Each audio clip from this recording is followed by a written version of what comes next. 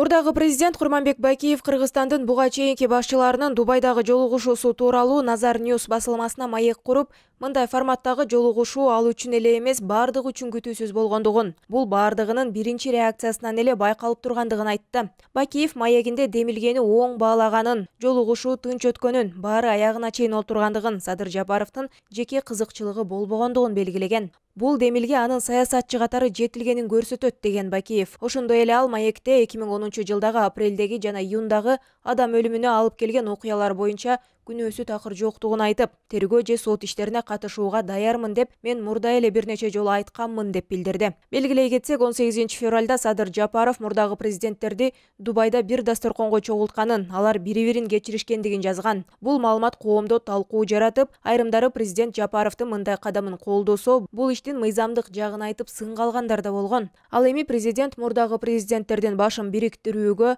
эл жердин ынтымагын ойлогону үчүн барганы менен түшүндүргөн. Улуттук банктын карамагында 46,7 тонна алтын бар. Бул тууралуу мекеменин расмий өкүлү Аида Карабаева бүгүн 28-февралда Бишкекте өткөн басма сөз жыйында билдирди. Бүгүнкү күндө 25-февралда Улуттук банкка тиешелүү Улуттук банкка карамагында болгон алтын 46,7 тоннаны түзөт. Бул алтын бул жерде түшүнүлсө, Улуттук банк эткилүү алтындар, бул жанагы белгиленген Улуттук банктын валюта резервиндеги 16 тонна алтын, бул биздин финансылык отчетто так белгиленген. Биринчи арада финансылык отчетту карасак, алтын бул 87,13 миллиард сомго бар алтын, бул валюта резервдеринин курамына кирген 16 тонна алтындын баасы, жана ошондой эле запастагы болгон алтын бул 138,5 миллиард сомго барабар болгон алтын. Белгилей кетсек, бүгүн Улуттук банктын өкүлдөрү өлкөдөгү валюта рыногу, эсептик чен тууралуу акыркы абалдар боюнча маалымат беришти. Анда Кыргызстандын Улуттук банкы эсептик ченди 13% деңгээлде сактап туруу чечимин кабыл алынганын, чечим 28-февралда күчүнө киргендиги айтылды. Улуттук банктын өкүлү быйыл жыл башынан бери Кыргызстанда керектөө баалары 2,8% жогорулап, жылдык инфляция 15,9%ды түзгөндүгүн айтты. Инфляциялык фон салыштырмалуу орточо деңгээлде тургандыгын кошумчалады.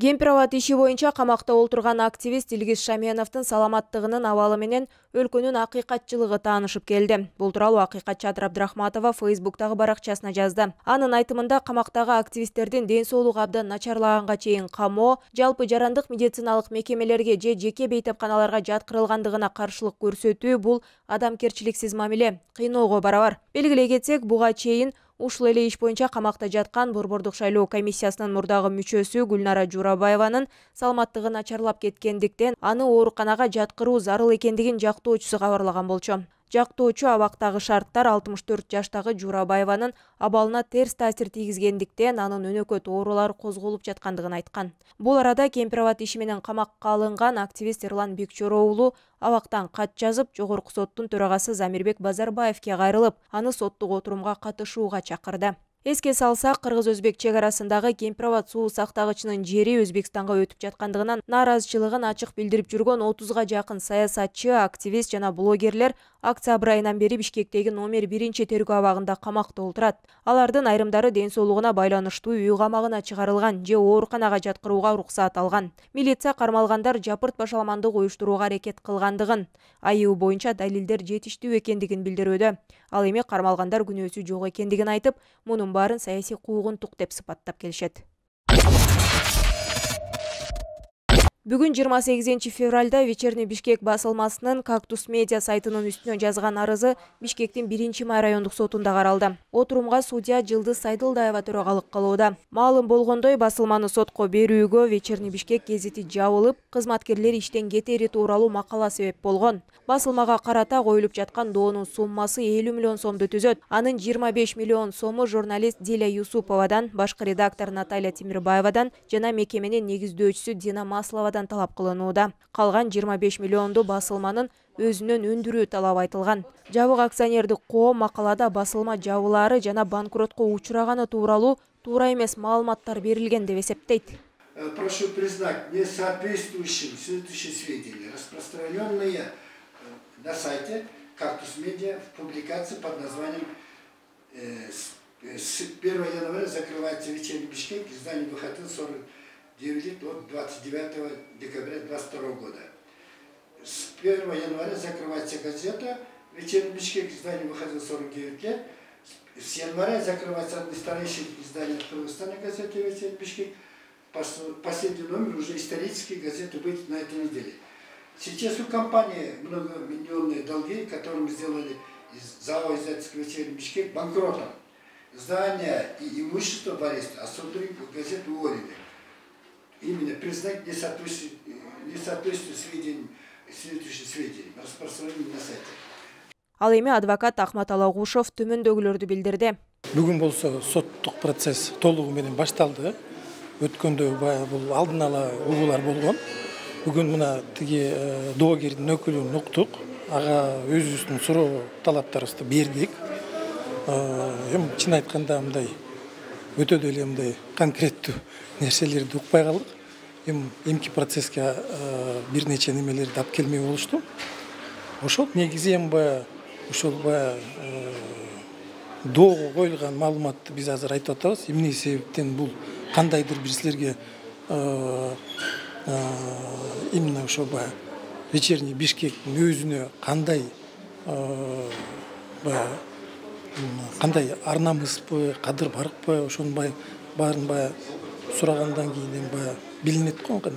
Эми эмки процессте уланат. Ал эмки процесс болсо 16 мартка саат 10го жырылды. Эми негизи жалпы бул эми туура эмес нерсе. Анткени ар бир медианын өзүнүн ресурсу бар да. Мындай сотко кайрылбай эле өзүнүн пикирин ушу медиага жарыялап койсо деле болмок да. Медиа ушуну менен күчтүү да негизичи. Мындай сотко барып, анан соттон ушундай териштер болгон туура эмес деп ойлойм. Эске салсак, вечерний Бишкек басылмасы жабыла тургандыгы жөнүндө макала Кактус Медианын сайтында 29 декабрда чыккан. Коргоо министрлиги бүгүнкү күндө Кыргыз армиясында дедовщина деген көрүнүш жок деп эсептейт. Бул тууралуу 28 февралда өткөн Жогорку кеңештин укук тартиби, кылмыштуулукка жана коррупцияга каршы күрөшүү иштери боюнча комитеттин жыйынында депутаттардын суроолоруна жооп берип жатып, өлкөнүн коргоо министринин биринчи орун басары Алмазбек Карасартов билдирди. Белгилей кетсек, аскер кызматын өтөп жатып каза болгондор Кыргызстанда жыл сайын катталып келет. Бул окуялардын дээрлик баарлыгында жоокерлердин жакындары алардын суицидке баргандыгына ишенбей, алар дедовщинанын курмандыгы болгондугун айтып келишет. Кыргыз жоокерлерин армияга барып өз өмүрүнө кол салгандардан ошонун саны канча болду? Ошолорго эмне себеп болду? Ушу Кыргыз армиясынын жай турмушта өз өмүрүнө кол салгандар.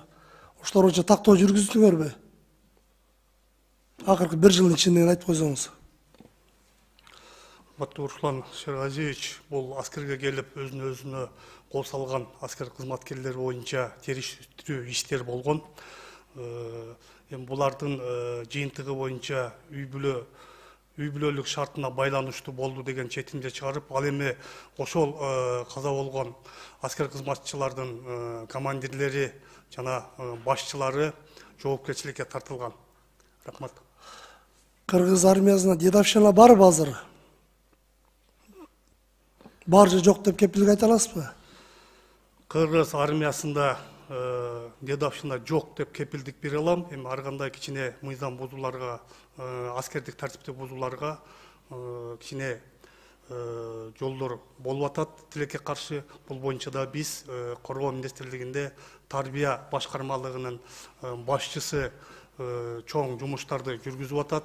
Белгилей кетсек, аскер кызматын өтөп жатып каза болгондор Кыргызстанда жыл сайын катталып келет. Бул окуялардын дээрлик баарлыгында жоокерлердин жакындары алардын суицидке баргандыгына ишенбей, алар дедовщинанын курмандыгы болгондугун айтып келишет.